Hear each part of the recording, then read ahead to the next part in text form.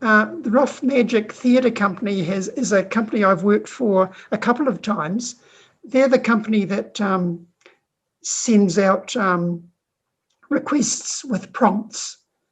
And I saw their opportunity listed on one of these playwriting groups, and I thought, oh, gee, that looks like fun. And I don't have anything I'm particularly writing this weekend, so it would be nice to get some prompts to stir my juices. And so I sent some scripts off to them, and they performed several of them. And they invited me back later to work on another show. And I've done 2 of their shows now. And they're a fun company because they've got some very vibrant actors. At the moment, they're all social distancing. And they bring some really interesting ways of staging to their shows. And it's always a joy. You never know quite what they're doing. I'll tell you, the one there's 2 on tomorrow. I'm watching Grounding Santa, which I've told you a bit about. The other one was a monologue, and I'll tell you what the prompt was, and then I'll tell you what I'm hoping will happen.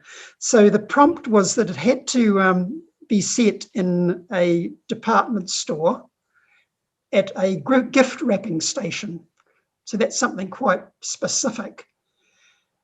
And I thought, my goodness, I never thought about writing with a gift wrapping station. I hardly ever use them or know anything about them. So what can I do here that's something really original? So the way I thought of it was, what is the most original or unusual gift I can think about that somebody would actually wrap? And I was thinking, what sort of, most gifts are really pretty boring or straightforward. And then I thought, what if I think a bit more broadly? And I'll give you the twist here so you know what I'm talking about. But in the show, the twist doesn't come to the end. So my character is a gangster, but a very friendly gangster from 1945. And he brings this unusually shaped parcel up to the counter and shows this woman what it is, but the audience doesn't know what the parcel is. So this woman who's doing the wrapping, who you don't see because it's a monologue, but you can tell she's reacting with horror. She's doesn't know what to expect with this horrible object that's landed in front of her. And the very friendly gangster, who's based on one of the Damon Runyon characters from, I don't know if you know Guys and Dolls, but it's a musical about shady characters. And they have a very specific way of speaking where they don't do contractions, like they'll say do not instead of don't, etc.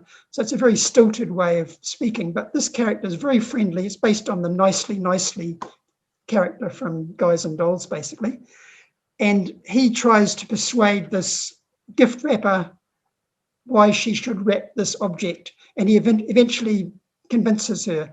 But the twist at the end is that the object she's wrapping is actually a horse's head, which is taken from The Godfather, where a horse's head was sliced off and put into the bed of a rival who The Godfather was trying to make an offer that he couldn't refuse.